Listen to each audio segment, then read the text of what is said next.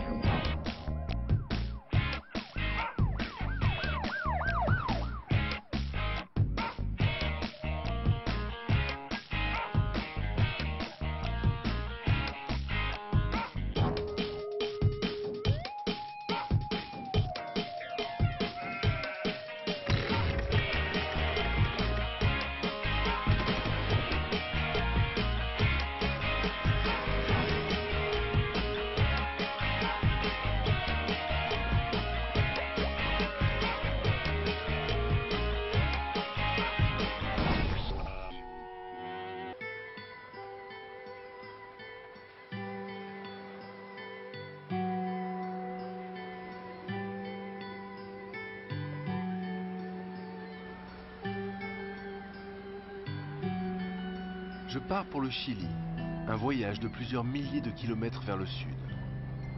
Ma destination, Chiloé, l'île métisse des légendes et des poètes, la terre des Indiens Huilliche. Ah, c'est sublime ici, regarde, la petite maison, là, tout en bois.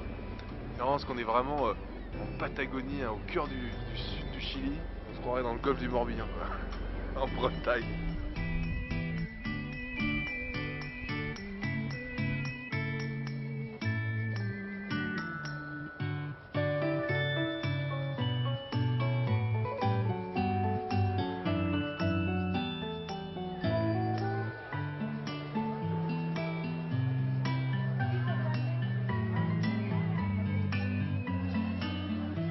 Tiens, goûte-moi ça. C'est bon.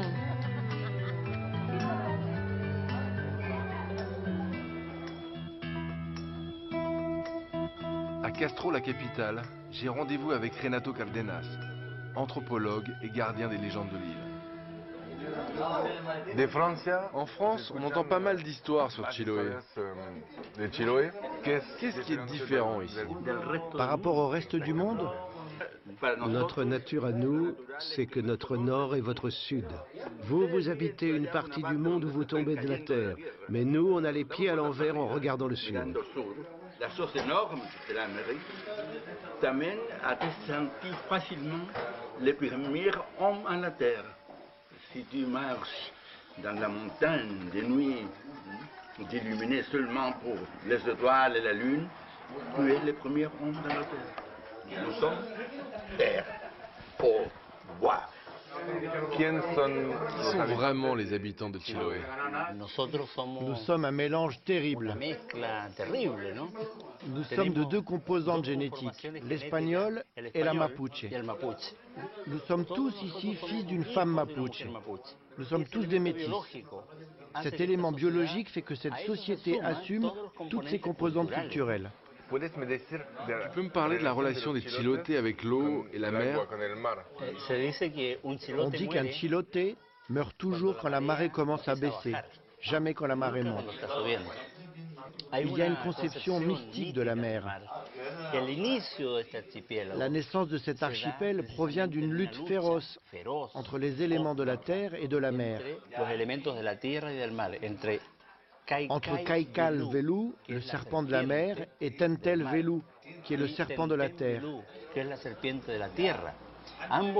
Les éléments se sont confrontés et ce choc, cette rencontre terrible, a engendré cette lagune. Les croyances des Chilotés sont très importantes. Le peuple chiloté n'a pas de Dieu. Les Mapuches n'ont pas de Dieu non plus, au sens où les Occidentaux l'entendent. Les dieux Mapuches sont les ancêtres. Nous-mêmes, en mourant, nous nous transformons en Dieu. Dieu est en chaque être humain. C'est ça l'idée.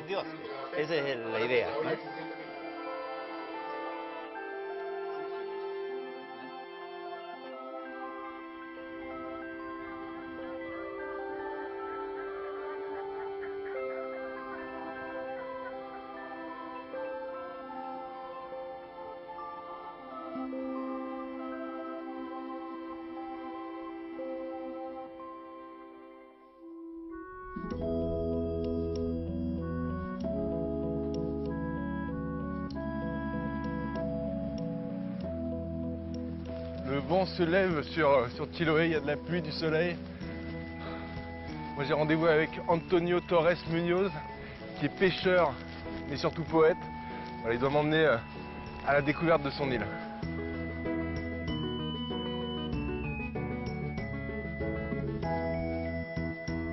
Antonio est professeur de lettres et poète reconnu. Il est aussi à l'origine du mouvement littéraire Aomen, fondé peu après le coup d'État de Pinochet, au cœur des années 70. En filigrane de ses textes, il évoque toute la puissance de l'identité chilotée. L'île est sillonnée de cours d'eau sauvages. Antonio partage la passion de la pêche avec ses fils Nelson et Antonio Jr.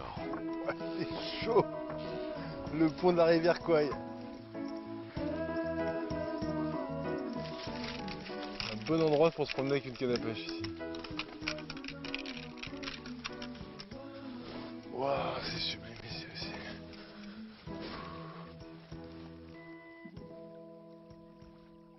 Ah, ici c'est vraiment le fantasme de la rivière à truites sauvages, perdue dans la nature. Bon, allez, je vais apprendre la pêche traditionnelle. Ça, c'est vraiment la pêche traditionnelle de Chiloé.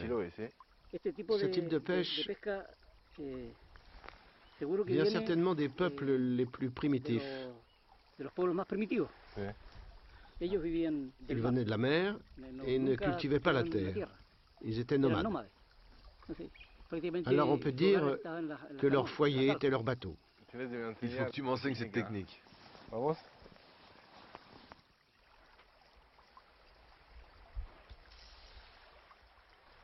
Oh, Waouh, de l'autre côté de la rivière. Allez, à moi. Non, c'était pas terrible. Tu peux mieux Allez, faire. on recommence. Carrément pathétique. Je suis parti à 4 mètres. Allez.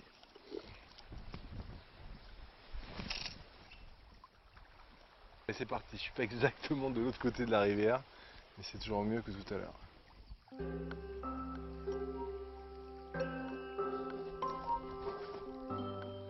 Ayuna? Ah, c'est génial. Ah, elle est petite, elle est super. Waouh! Trop belle. Oui, Linda. Elle est magnifique. Et encore ça, c'est qu'une petite. C'est un petit bijou ce poisson. Tu as du respect pour le poisson? Oui, c'est une passion. Comme pour un musicien, la guitare ou la symphonie. C'est vrai que ça veut dire extraire un animal de son milieu et l'éliminer. Mais quand je suis en train de pêcher, tout ça s'efface.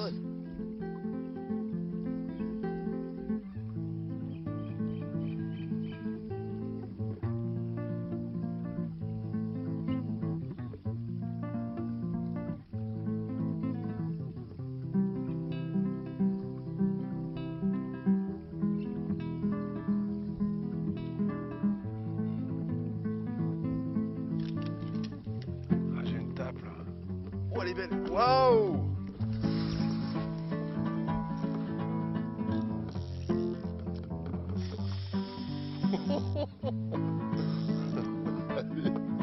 Reviens, reviens ici.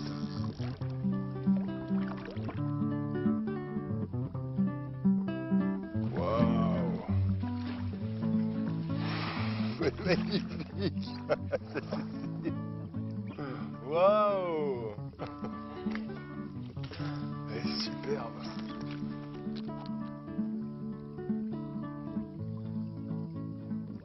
La pêche, c'est une forme d'inspiration pour toi? Après les guerres mondiales, et avec tout ce qui se passe en Amérique latine, c'est difficile de faire un cantique à la nature. Quelquefois, un poème vient, mais c'est un poème vraiment terrible. Dans mon dernier recueil, il y a un poème où je suis en train de pêcher avec mes fils et on voit flotter des bras, des jambes, des visages comme des sacs plastiques. Et il n'y a pas d'espace pour tirer notre ligne parce qu'il y a trop de cadavres. C'est une métaphore de tout ce qui s'est passé, la dictature et ce qu'on a vécu après. Une métaphore pour nous tous qui ne croyons pas être dans une vraie démocratie. Tu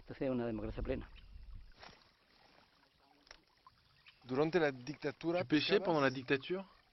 Oui, c'était une activité normale, quotidienne. Tout ça nous redonnait un peu d'énergie. Et ça permettait de partager un moment en famille avec des êtres chers. J'ai beaucoup d'amis qui ont souffert sous la dictature. Il y en a parmi eux avec qui je venais souvent pêcher. Certains faisaient partie de groupes d'activistes durs, le Front patriotique par exemple, qui à l'université était très actif dans la résistance. Ils étaient appelés des terroristes, mais pour moi ce sont des héros. Et quand on pêchait, on n'abordait jamais les sujets politiques. Quand on est fanatique de la pêche, on oublie même de manger. C'est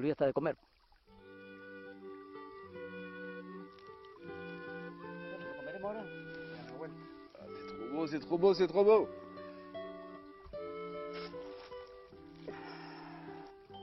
La joue de la truite. C'est le morceau du pêcheur, ça. La pêche, c'est le meilleur moyen de découvrir Chiloé, non? Chiloé, hein. Oui, c'est vrai. La pêche, pour la famille de Chiloé, est une tradition qui nous vient de notre lointain passé. Ce feu sacré arrive encore jusqu'à nous. Et nous le perpétuons. Sur notre coin de terre, l'argent ne suffit pas à fabriquer la bombe.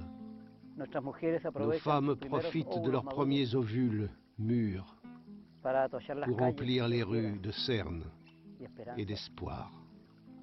Mais le jour se lève, et alors la pluie fait taire les fusils de nos rêves, et le vent nous vole à coups de canon les baisers que l'on garde pour un Noël où Dieu n'est pas venu nous rendre visite. Nous sommes un mythe azur américain. Christophe Colomb l'a dit. Il l'a dit Amerigo, un paradis secret de jeunes pousses et un arbre que nous attendons toujours.